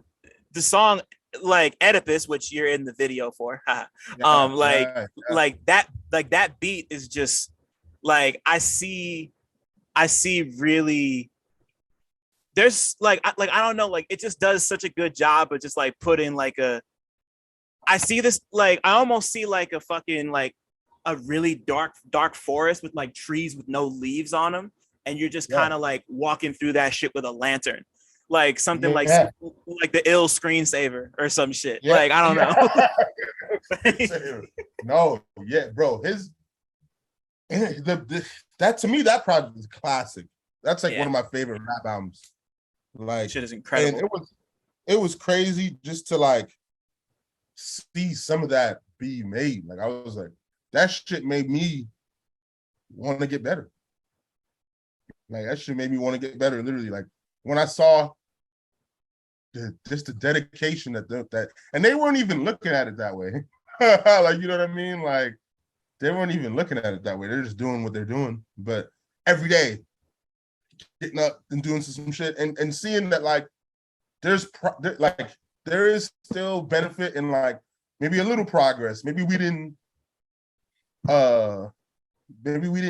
make a song today or something, but maybe you might have had some conversation that led you to an outlook that I write about or something like, you know what I mean? Like, Yeah, so just, I was like, oh shit, like I see all that's like important when you're like making a project, and it's like your frame of mind in the moment, and they're all like, I was like, whoa, it kind of made me want to step my shit up, and jeez, like still, I listen to that project. To me, it's been getting better with time. yeah, It's yeah. been Nah, getting me too. better. Like yeah, just like the That shit beat, on like there is Orpheus. That beat is so cool. Like that's one of the beats I wish I made. That's like one. I'm like, damn, I wish I found that. That's crazy. yeah, just Shit. it's that shit is just so smooth too. Like just I can't Man, even. And like man. and like I ran the album back recently because another one of my best friends just like we got a Discord, and he just sent me the album on YouTube, and he's like he was like, I never heard this before, but I loved it. And I was like, I needed a reason to talk to somebody about it, and we just like went off Yes, about it for 20 minutes, and just like God, like yes, bro. fucking the Punishment of Sisyphus might be my favorite that isn't Oedipus. Like yeah, Ooh, those two are nuts. Those two ooh, are fucking nuts. Um, ooh. shit. So yeah, you know, now that we were on the subject before, I do want to talk to you a little about a little bit about 1999, because it just turned 10, which like wow, I Oh, can't believe crazy. we're at that Oh, point. I know. Um, so I like know. just like talk to me about like being around and like seeing that project get made. Like what was it like helping to bring 1999 to life? It was really fun. It was really fun. At that time, we were just having fun. Like, well, I mean, it was, it was funny. It was a degree of real life to it, to me, because during that time, I was like sleeping on my boy's couch. Like, um, and I'm lucky that I didn't know what I know now then. Cause like I didn't even think to be like down on myself or like let the fact that I was like down fuck me up mentally. Like I didn't even give a shit. Like I didn't even Right. think like, oh, that makes me like any, you know what I mean? I just was like, also it was like 18, so like 18 or 19 or something. So it was like, oh, all right, like, but we just having fun. Like a lot of times I would sleep on my boy's couch, and that's what I slept on the couch where everybody would come pull up and just hang out. Yeah. So we made a lot of the shit there. Like we made a lot of the shit there. Like I remember me and Steez was coming up. I was showing him the beat for Suspect, And then because I came with the first part, which is obviously from the Nas song, and then he came with the other part of the hook with the second part of the hook. And then we were doing it, and then everybody wanted to get on it, and it was like, all right, we gotta just make this a posse cut song. Yeah. Also, I remember the day I got kicked out of the day I left my parents' crib to sleep on that couch, we had to do some like Adidas thing, some Adidas like online content thing in a studio. So Joey was like, oh, like, just like have a beat or whatever. Like, and then I'm like, all right, cool. So I wasn't even gonna make beats for that shit. I was just like, all right, I got beats. Like, I'm just gonna pull up and play some beat. And my boy was like, who was letting me sleep on his couch, was like, nah, like, you need to make some new shit right now for that shit. And that beat was Daily Routine. And that was the only beat I played that day. And then that was just it. That shit. Yeah, he killed that shit. And random fun fact, Frank Dukes was the engineer of that session. Yeah. Yeah. What? I'm sure he ain't engineering sessions no more, but he was the engineer. What was he doing already? He was engineering. But you know what though? He already was like that in that session. He gave me a pack of like he was doing that shit then. He was like, yo, I make these samples and and he was like already linked up with Bad Not Good, and so he was on his way already. He was in motion. But he engineered that session. Really random. It's a random fact. That's so wild. Yeah. And also dude from That's Racist was there too. Not Heems. Yeah, Heems. Yeah. Okay. Yeah. He was there. And I remember just like, because I used to love their shit. Yeah. That's Racist was fire to me. Like the Pizza Hut. I like Taco on my Bell, new album. Yeah. I like set that shit on my new album. What, the Pizza Hut Taco Bell shit? That's hard. Yeah. Crazy. Yeah. Because I always think of that one by like Union Square. The Pizza know exactly Hut what you mean. Yeah. That's hilarious. Pizza Hut and Taco Bell. Yo, that shit was hell. They were dope. But yeah, that was just a beautiful time. And we weren't thinking of anything. I wasn't like, of course I think, I wanted to have like a career in music and all that kind of stuff, but like that wasn't like in the forefront of my mind. Like that wasn't why I was doing everything, It was just like we were just having fun at the end of the day.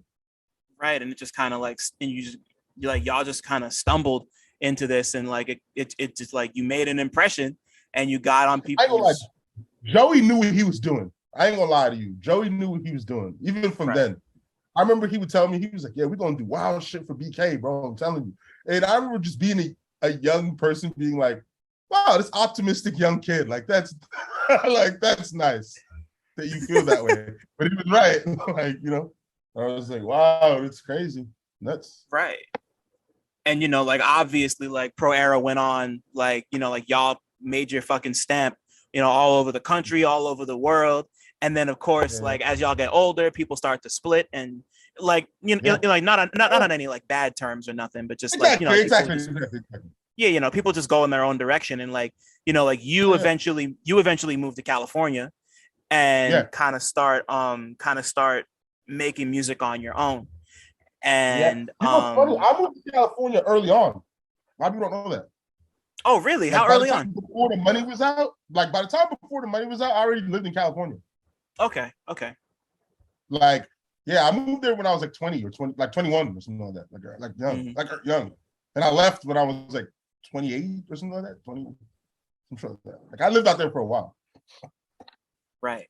So like around the time that you decided that you wanted to like really go out and like make your own project, like this is like around like the Consumers Park era. So like talk to me about like making Consumers Park and like where the idea came from, and like what, cause like that was like the, hey, I'm Truck Strangers, here's my project type shit. So like what was just like talk to me about the idea behind Consumers Park and where that came from.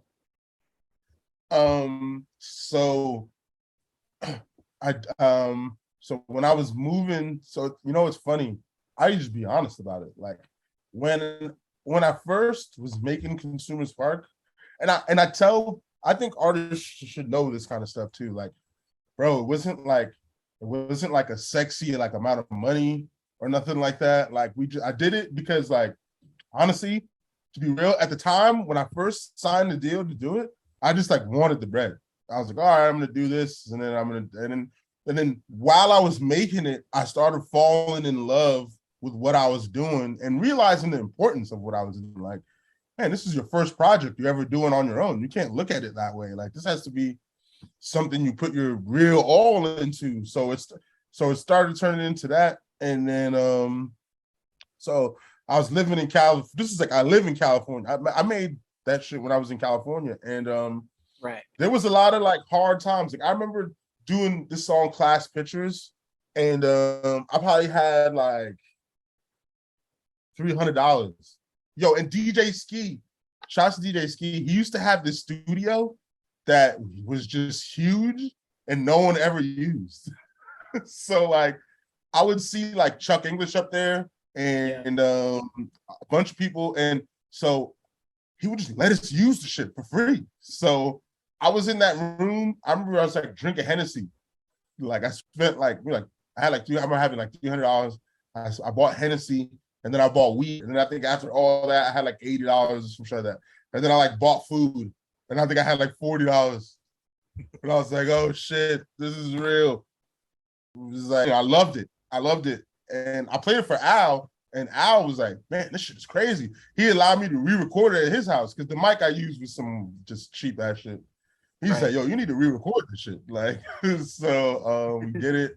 And to me, that's one of my favorite songs. To me, that's one of my favorite songs I ever did. That and like Peaceful. And to me, Peaceful was like, to me, showing where I was going to next already, like from then. Because Consumers Park, it took me like 4 years to make that. So there was like different vibes. Like the evening was like more so the beginning of the process, and like Two Pit Bulls was like the last song we recorded. Where it was, I was just like, oh, I just want to. And it's crazy because that's the style we all do now. Everybody does now, but I just wanted to do like loops or whatever and shit. Right, and I'm sure you played that for somebody, and they were like, "Where's the drums at?" Like, of course, especially back then in 2018. Especially even people at the label who were like, not like the Nature Sounds label, but like people like around like the pro era stuff was like, you don't want to put like a drum track. It was like, nah. I'm like, nah, I'm copying off Alchemist. This shit I heard over there. Right, like it's just so crazy to think how much times have changed, like even in the last like 4 fucking years, because of course like Rock Marcy, right, like Rock Marcy put out Marsburg in 2010, and then like and then like even Alchemist was like, yo, like Rock Marcy, like he was a big influence on me, and then of course he kind of like Rock and Alchemist kind of just spread that everywhere type shit, and just like everywhere. No, Rock Marcy is he I think that people know, like if you know, but like he really is the originator of that, I'm like, yo, bro. Everybody's got some of his shit in their shit right now, even if they don't even know it. Absolutely. Like it's just like, and like I didn't hear Marsburg when it first came out, but like I can guarantee you that people were like, what the fuck is this? Like, what am I listening to right now? Like, and not even in a good way. Like, yes, yeah. And now it's like crazy because but there's still like people, like I remember I was in like a Joey session, and there was like he had these like session players. I think he like found them on the street or something. Like he was just like in the street somewhere and just like found them. They were like these old black guys. They were mad cool though. So they were like, yo, like, do you guys, they're gonna play over beats. So I was like, oh, okay, cool. Like, so I was playing some stuff, and then they wasn't liking my shit because it was like loops. Like it wasn't It like was all loops. And then the other homies started playing like beats, and his shit was like, I don't know, sounding like Knox or something. Like they were like actual beats. And they were just like, yeah. They were like, yo, oh my God, yes, this is it. Like, yes, the boom back. Like, and I was just like, not the boom bap. Like, I know, bro. They said the boom bap. And I was like, damn, bro. I guess. That's like, crazy. Like, and you know, I just think see, I was gonna ask this later, or actually no, I'm gonna save that for later. But like, yeah, just how much the taste for that type of shit has changed since Consumers Park. Cause I've been listening to it for the last couple of days. And you mentioned Clash Pictures, that, and you mentioned that and Two Pit Bulls. Like those are my two favorite beats on the album. Like I love those two songs. Like Two Pit Bulls is maybe one of my favorite things I've ever heard you do by yourself. Thank you. Me too. And thank you. Thank you. It's like two of my favorites too. Man, just like it's just so crazy to think that there was a time that would get you looked at weird. And like now now everyone wants like the one that I always come back to is Claiborne Kick on Guns Pray for Paris. The Alchemist beat that's just like it's literally just like a choir, like you know, like everybody wants that now. And like you ask niggas in 2017, like you want to rhyme over this, it's be like, how? No. You know, like, how? Yeah, literally how? It's literally how, literally. Now it's like everyone wants to do their own little version. And that's great. Like I'm not mad at it. It's just I think so too. I just love to see how the times are just like, I'm just happy everybody caught up, you know? Like I'm glad we're here. Me too. But now I'm also like with it too, like in the shit where like a lot of times now, even some shit I'm working on now, I'll still add drums to stuff, but now I'm just not like as like pressed to be like, my beat is bumping. Like, you know what I mean? Like, I don't know, maybe I'm older. I'm just like, I want it to sound like music. Like more so than like, I'm like, this kick doesn't need to be too loud. Right. I just want it to like, I don't know. It's like, I just want to make homework beats. Like it'll bump when it needs to. It'll bump when it needs to. And that's fine, you know? Literally. But then like even go through shit now, like where I'll be doing shit for Joey. Niggas are like a nigga like Powers or somebody will come in and just like add like a big ass kick drum on top of my beat. You're like, just like oh, okay. But I'm also a team player. Like I understand that it's not my song. Like I'm not like it's not my fucking song. Right. If you want Powers to have a big ass kick on this, then you should do that. You know?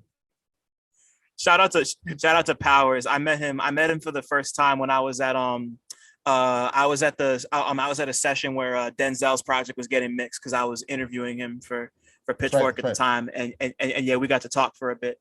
Shout out to Powers. He's Powers, homie. Powers, yes, he is. Powers one of the best. Powers is amazing. I love him. Man, I didn't even get to see him make any music, but like hearing the beats was crazy. Yeah. Yeah. And so I don't know if I mentioned this. I might not have mentioned it on the record, but you quote "White people can't jump" at the end of Consumers Park, and I've been thinking about it. Yeah, you did. I'm pretty sure you did. The sun. Oh yes. Yeah. Yes. I didn't even realize when you said that. When you said white men can't jump and like connoisseur, I was like, yes. How does he know that? But yeah, like, like that's random. You know that. That's crazy. I was like, wow.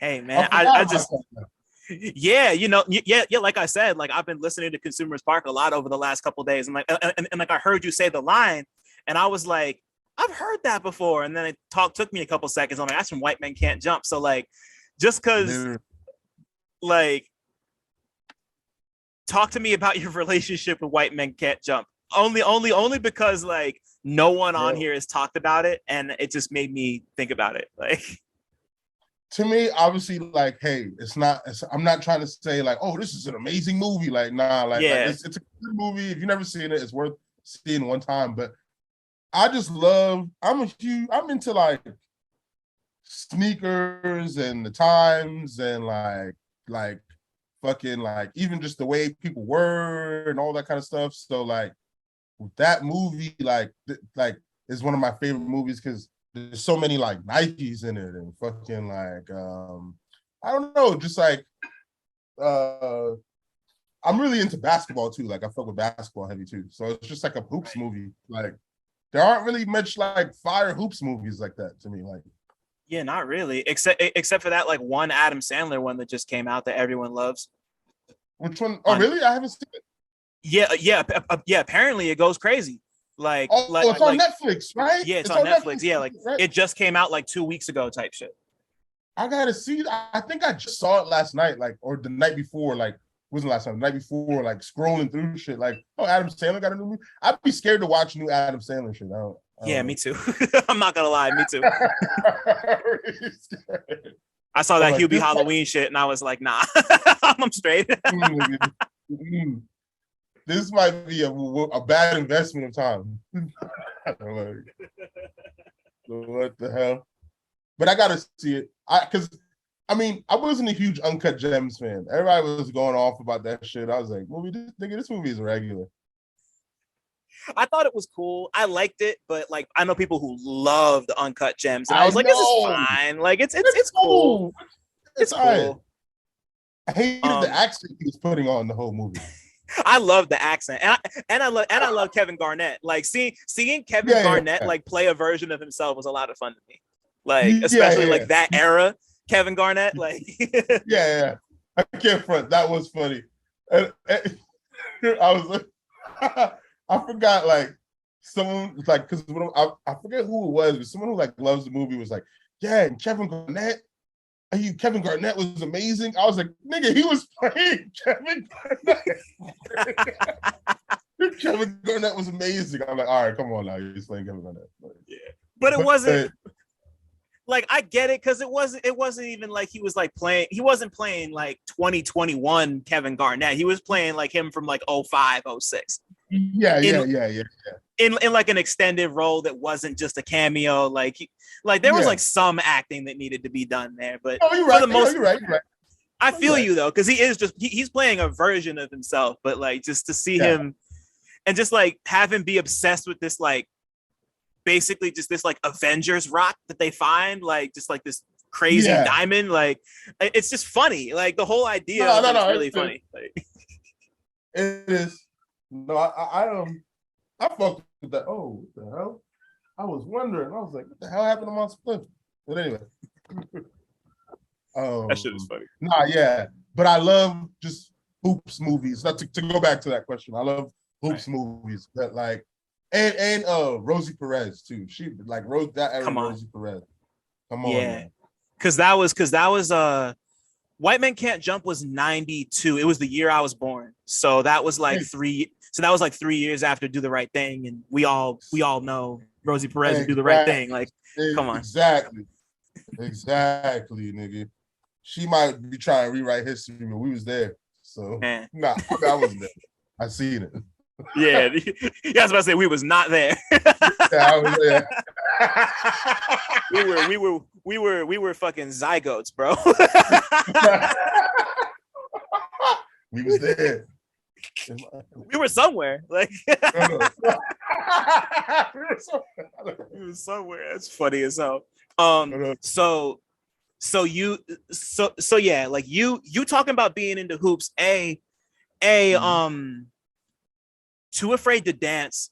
Like I'm just processing this now that you said that. Like Too Afraid to Dance feels like the kind of thing I would listen to while I play basketball. Like I don't I don't ball like I used I used to play like a lot back in the day, but like that's the type of thing. Like if I was to go to a court right now, I would throw that on because it just has that like black top fucking like like fucking metal net clanging fucking, like it just has that quality to it. And I never thought about that. And like, you know what's funny? When I was making that, my boy Trav could tell you because he was there being annoyed. Shout out to Trav. Yeah, shout out to Trav, man. Because I was watching just like tons of hoopers speak at length about the grind. Really? And like all the things they had, because that shit was inspiring to me. Like that shit would just make me want to do music. I don't know why. It was random. Like crazy. Like before Kobe died, I was watching every single Kobe Bryant interview you could find. Like Trev could like literally I was watching every single. I was like, bro, do you hear this man speak about like just I don't know? It just made me like I was like, man, I want to know more shit about what I'm doing. Nigga, this nigga knows everything about what the fuck he's doing, you know? So and then he died. I was like, whoa, this is crazy. But nah, I love like basketball. I always have like basketball lines like in my shit, like regular season is on fucking right.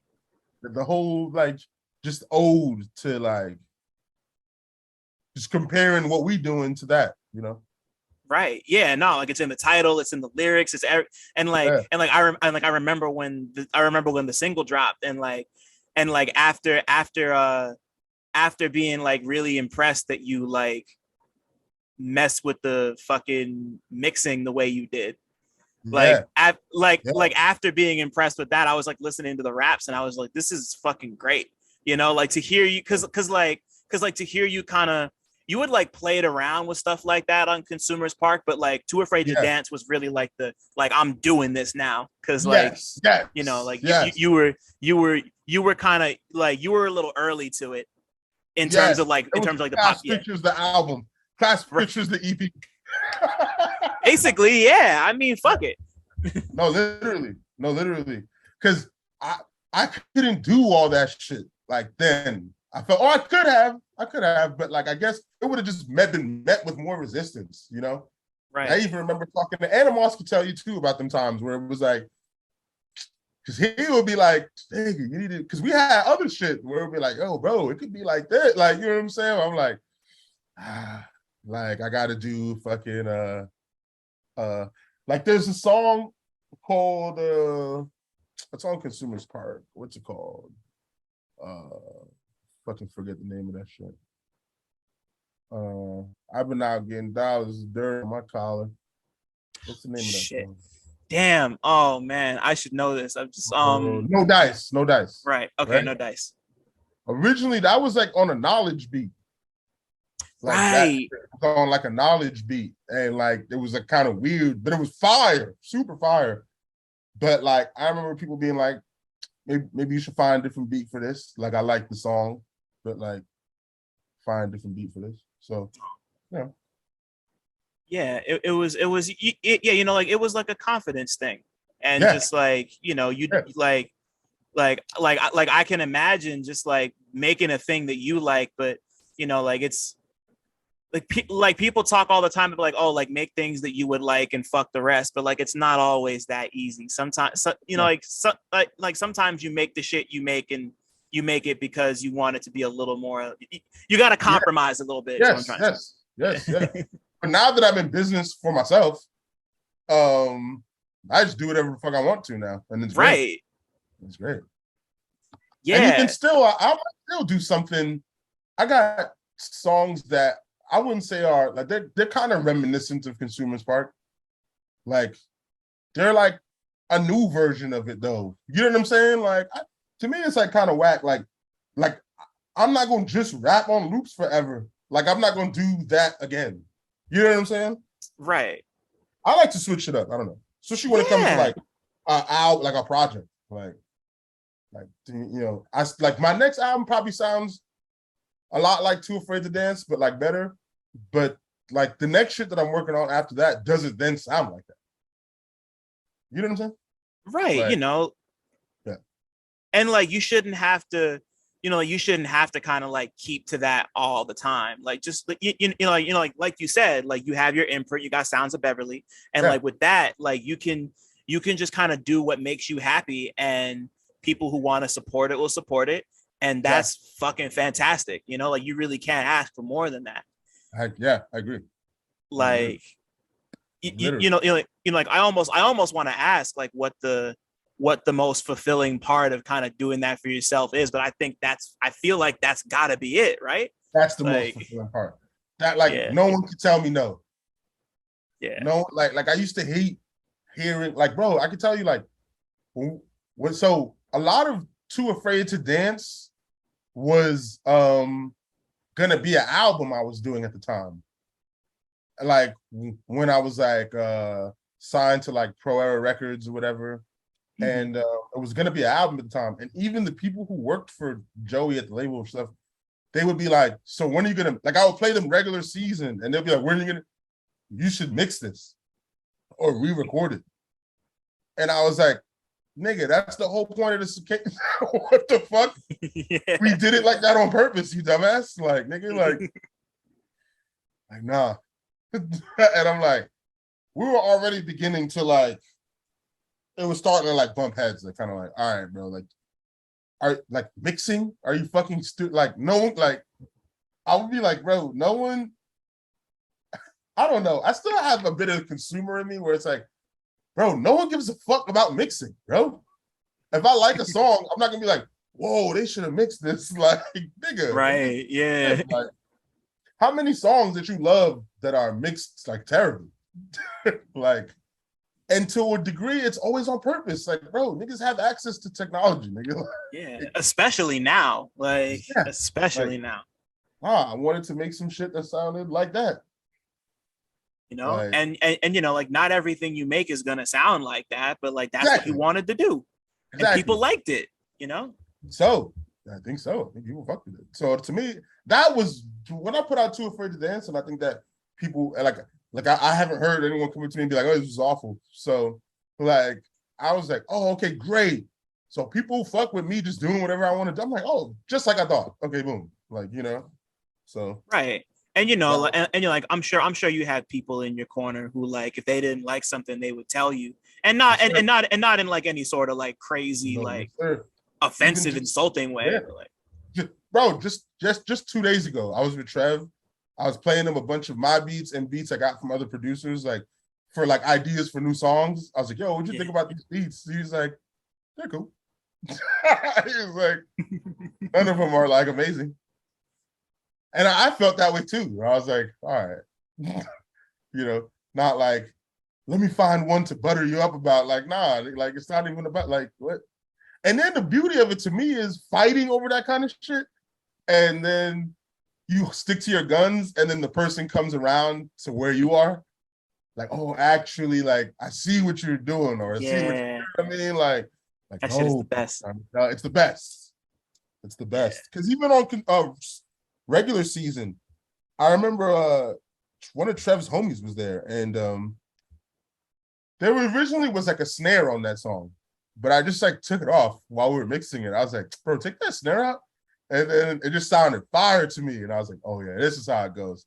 And to him, he was like, it sounded like weird to him now that there was no snare. But I was like, no, trust me, like it gives it like some heartbeat, kind of like I was like, nah, like fuck that snare. Like, right. And that's the thing, like, yeah, even on, that's what I'm saying, like even on regular, there's drums on that. Yeah. Like, I don't know. Some people are like, oh, like, you add drums. I'm like, bro, even these loops y'all are talking about have drums in like, do you know what a drum is? Yeah, like they just there's a hi-hat, there's a rim shot in there. There are drums. Right. Right. Like it's you know, like it's just not like people are just so used to it being like in the forefront and like being like the driving force. And like it is still the driving force, but it's real subtle on regular season. Like it's so just like it's real soft, and that's fine, you know, like it doesn't like I go through that on purpose. Right, like I go through the same thing with writing sometimes. It's like obvious, like I have editors, and like I don't just like write things and they go out the way they go. And like there are sometimes when somebody will give me like a great note and it'll be like, yo, like you could expand on this, or this doesn't need to be here, or you could combine these two paragraphs, like combine these two ideas, combine these two sentences. And I'm like, I didn't think about it that way. Thank you. And then there are other times when somebody will put down like a note and I'll be like, nah, this needs to stay the way it is. Yeah, and then you know, like it's give and take. It's about picking your battles. And just like, you know, it's a that's a sacred process. Like just like working on stuff for yourself and doing it with people you trust is a really sacred process. It just feels. Yes, it is. Could we? This guy's fucking here to sell me weed. I literally get to take 2 seconds. Yeah, take your time. Okay. Literally just gonna go outside and come. I got one more question for you, but it could wait. Go ahead. Okay. Oh, is it one more question at all in general? Maybe like one or no, two more. Go get your weed. Yeah, I got you. You say go get your weed. It's important. Nah, bro, I'm not about to stop you from that. Go do your shit. Yeah, no doubt.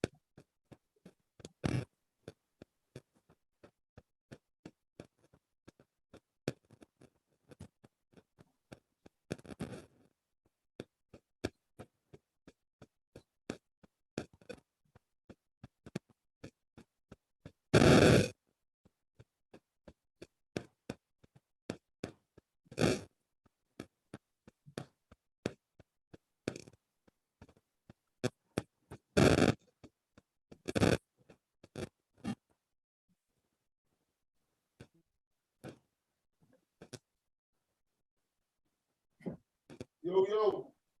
Yes, sir. Back.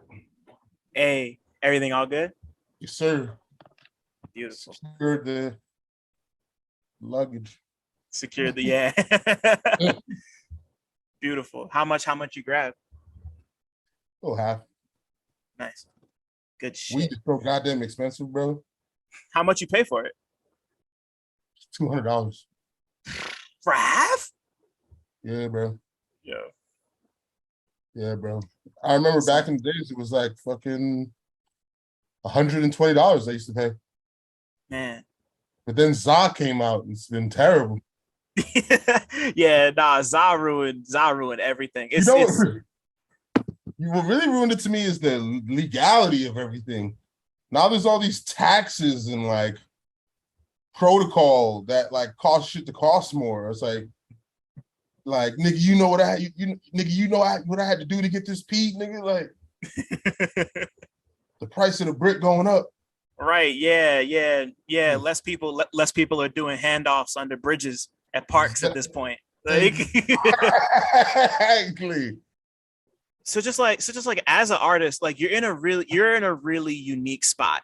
Cause you started out with Pro Era and y'all built this incredible buzz that caught so much attention really fast. And y'all were really able to build it into something special that's kind of stood the test of time. And, you know, then from there, you kind of transitioned to something that was a little more for you.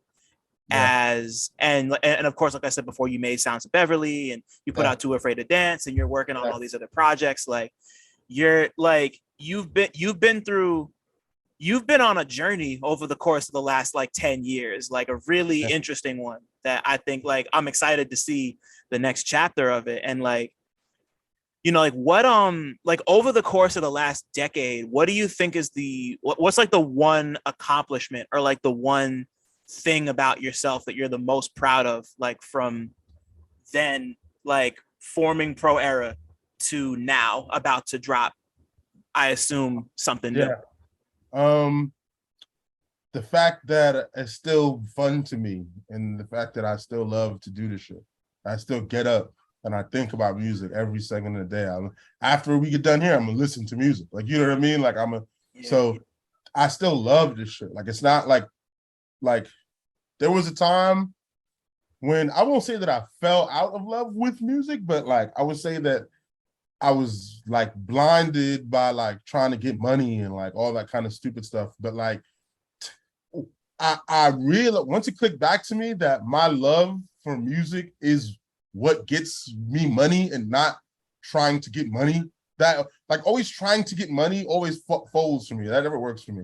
I just have to do what I like love and want to do, and then I always end up getting money somehow. So I was like, oh, okay, cool, wow, this is crazy. So once it just became just about loving this shit, and I think when I was like maybe 26 or 27, it really became like, man, I just love music, and I'm gonna have that be my existence. I think that's what I'm really proud of, because I know people who do music and it's like a job for them, for real. It's like work for them, you know.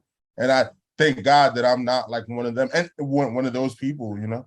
And I think that no matter what success is, whatever you get, you know, who wants to get up and dread having to do what gets you money? So yeah, out of just loving it still.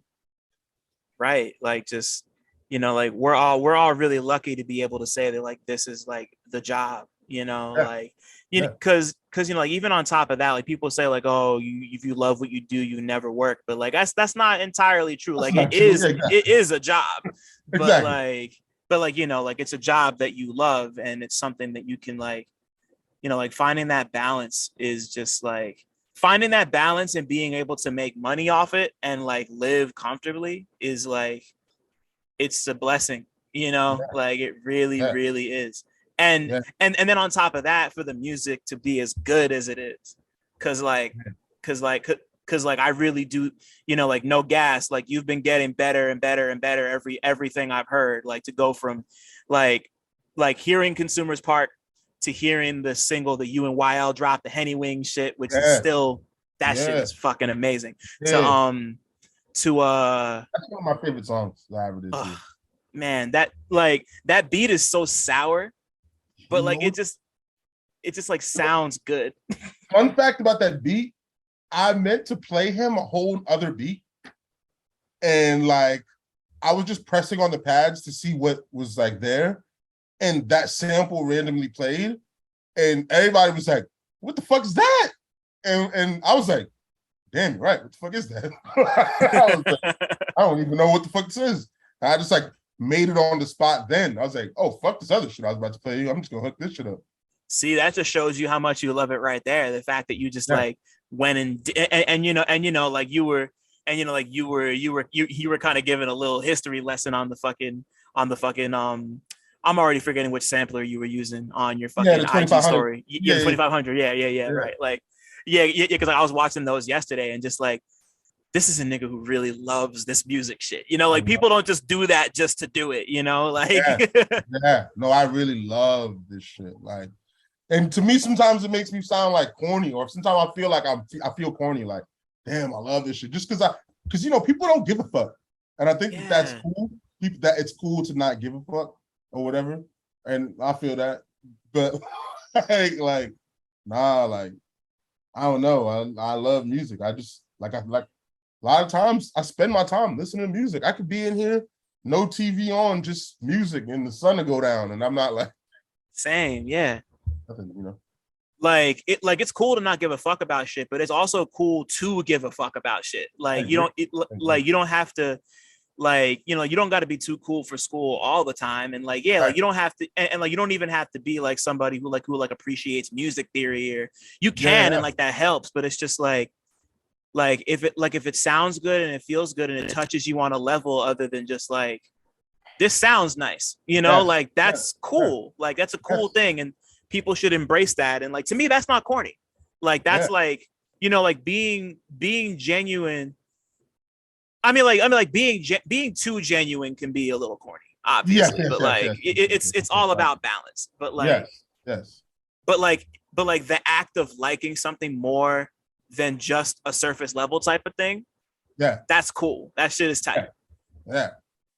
But I'm like random fact about music. Like all my peoples know, like if you know me, like we be chilling, listening to music. I always have like some random facts about shit as we like listening. I don't know, because to me, I love when people have random facts for me about shit, because I be wanting to Yeah, know me shit too. like that. I be wanting to know the under shit. So I Same. always Yeah, nah. I he's just like, wanna I just wanna absorb it all. I feel you 100%. so yeah, fucking yeah. So, but I know people who like don't even give a fuck, and I'm And like, it's just you just want to be like, oh, like that's like hard. Part of me think that that's hard. Part of me think that that's hard. Like I'm like, wow, you so good at music and you don't even like care. Like I think like you don't even care about music. Like you're like just here to do it and leave. it's that one nigga who can hoop. He like 6'5". Just like, I just hoop to just because I can, but I hate. You just gifted like that, yeah. He like doesn't know who fucking like all the old dudes are. He's like, nah, I just hoop because I'm tall. I'm like, wow, that's great. Yeah. He's wearing like a pair of LeBrons, and you ask him which LeBrons are those, and he's like, what? Yeah, literally. Right? Yeah, he's like, he doesn't know the numbers of the Jordans. He's like, what? How? He comes in wearing like a vintage pair of shattered backboards, and he's like, what are those? Shattered backboard. Like, Yeah, right. wearing like some South Beaches. Like, what? I know, right? South Beach? What's that? Like, I got this from my AAU team. Oh, okay. It's like, oh, damn. It's like, yeah, but so shit, man. I just, yeah, I'm still here. And I think that's what I'm most proud of. Like, and to me, it's like, at one point, I thought like, damn, like, it's wrapping up. But then I'm realizing like, holy shit, this is just like a whole new chapter of like my own shit. Now I'm like, whoa, because these young kids that have you feeling old. Even when I was like 27, I was feeling like an old nigga. I was like, what is this? This is fire? Like, and then I was seeing old niggas pretend. When you see the old niggas pretend to like the new shit? Why is that? Yeah. Why do you do that? I love the new shit. I'm like, nigga, you are lying right now, nigga. People feel pressure. People want to be with what's cool, whether we want to admit that or not. And like there's plenty of new shit that I love, but like I don't love all of it. But like me too. But like you can tell when someone's forcing it and they're just like, yeah, I love it, just because they don't want they don't feel like having an argument. Like, and they do some little dance always with it too, like some little new young nigga dance. It's like, bro, you look terrible right now. Like, yeah. Like if you don't watch out before you sprain your ankle, like. And then my thing is like, the funny thing about it too is like niggas who are my age who do music like that. It's like, nigga, you was listening to Pat Dib in high school with me, nigga. Like, how'd you arrive to this? Like, some people make it, and some people make it work, and that's beautiful. I love to see that, but it's just like, but no, like, I'm with you. Just like really? Oh, that's crazy. Nigga, you like even, even someone if somebody like Metro Boomin came out and made like a drill song, that would never happen. But like if that were to happen, I'd be like, what? Like, huh? So is drill the new shit? Is that the new, like, is it officially the new like hot shit? I feel like it's been the new hot shit. Right? And so if you don't do drill music, your shit's like not cutting edge type of shit. I guess like it's rap already not cutting. I'm like, whoa, what's going on here? I don't know about all that yet. We're not. Okay, I don't think we're there. Yeah. No. We're not there yet. Okay, but like, it's like, let me put it to you this way. It's the thing that Mary J. Blige is gonna reach out to somebody to get 5 Yo Foreign and a fucking mellow 808 beat. a mellow Right. XL beat. Cause Mary J has a drill song on her album, like with like the He fucking like does? the mellow XL beat and like 5 foreigns on it. And it's like, Auntie, what are you doing? Like, stop. Oh shit! I gotta I'm tap in with this immediately. I'm I've a, I'm not a, I'm heard a, I'm gonna send that to you later. It's fucking crazy. this. I honestly kind of love it. I honestly kind of love it. Is it as bad as Braveheart Party? No, You said it's no. it's not far. It's not far, but it's. I can't even, Oh bro. my God. I'm gonna send it to you as soon as we get off. But Let me hear it. before we leave, last question: if Yeah. your life was a movie, what Yeah. would it be about? Shit, man. If my life was a movie.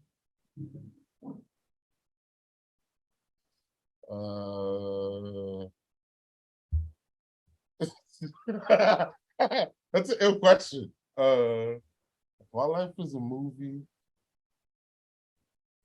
it would be about no, I'm just kidding. No, it would be about, I guess, just perseverance. It would be like Shawshank Redemption or something. Like, I don't know. No, I'm just kidding. No women, no female cast in the movie whatsoever. No, I'm just kidding. No, There really is no female cast in that. That's so crazy. Anyway, yeah. I I I I hadn't thought about that before, but you're so right. That's crazy. Anyway. that's a crazy movie for your life to be like. Nah, man, it is what. Like Nah, there's man, no it is what hoes it in your is, movie. There's no hoes in your movie at all. man. Oh shit, that's crazy. No. I would say my shit is like Fresh. If Fresh wasn't selling drugs. Like Fresh. So, you know what's crazy? Like oh man, I might get yelled at for this. I've never seen Fresh before. My man Really? Gang, I had Gang on the podcast maybe about a Oh month shit. ago, and Yeah. he almost chewed me out for having not seen Fresh. Fresh is one of the ones. I like Fresh? I, I'm surprised, kind of. I promised him that I would watch it, and I still haven't. But now I'm a double promise you and Yeah. him. I'm gonna watch Yeah. Fresh. And I missed like it. I'm sorry. the hood movie. Fresh is better than like Clockers to me. And Okay. I fuck with Clockers. You know what I'm saying? Like, Okay, yeah. Nah, I'm into it now. Okay. it's like in that level of hood movie. Like, you know what I'm saying? Like, it's like Yeah. that level. It's not the most iconic one, but like it's Right. definitely Yeah. worth seeing. Like, it's better than New Jersey Drive. Really? I love New Jersey Drive. You know Damn. what? As I got older, like when I was a kid, I thought New Jersey Drive was terrible. I was like, this movie fucking sucks. They just steal cars. This is boring. Like, but like when I got older, I kind of was like, you know what? This shit is like still kind of whack, but not as like whack as I thought it was. Like I was like, I gotta give New Jersey Drive some props. It's like 90s corny, and it's the kind of corny that I can appreciate, you know. Like I really like, and like I'm from Jersey. I'm like obligated to fuck with New Jersey Drive. Like You know, they shot it in Brooklyn. they did shoot it in Brooklyn, which is weird, but which is mad weird. You figure it would be cheaper to shoot in Jersey. Like, why don't you just because a lot of it takes place in like the Newark area. So like, but at the same time, I get like, I'm sure shooting in Newark would have been a whole like Newark's a lot. They probably had a better chance in Brooklyn. Everybody was like, we'll be safer here. It's a combination of we'll be safer here and there'll be less traffic. Like there's Newark's just backed up all the time, bro. It's kind of crazy, actually. I see. But I'm gonna watch Fresh. I'm gonna rewatch New Jersey Drive, and hopefully. No, I'm just kidding. Nah, I'm gonna do it now that you said it. I just all right. I'm gonna keep that in mind. I just don't want people to be mad at me. I also want to see the movies, but like I'm tired of disappointing my people. So I gotta fix that. No, I'm not one of those dudes. Like, it's okay. You ain't like what I haven't seen mad shit I'm supposed to see. So yeah, we all have that, whether we want to admit it or not. Exactly. But Chuck, I don't got no more questions. But like, bro, thank you so much for this. I appreciate you for having me, man. It was great. I had fun. ah, man, like this is something we've been meaning to make happen for a while, and I'm happy to have you be my fucking. This is gonna be the mid-season premiere. So let's like, get it. Yeah. I figure we make it special. So like, yeah, just like, like, you know, like just like as a fan who's been here since the beginning, and like seeing you grow and excited to see where you go next. Just like, thank you for taking the time. Like it means a lot. Like it really does. Man, it means a lot to me too, bro. Just to talk and kick it. So I appreciate you, man. Always, man. Thanks for listening. Shout out to y'all for making it this far. And shout out to all the Black people listening too, because y'all really impeccable. Don't forget to like, subscribe, and tell a friend to come through next time. 1.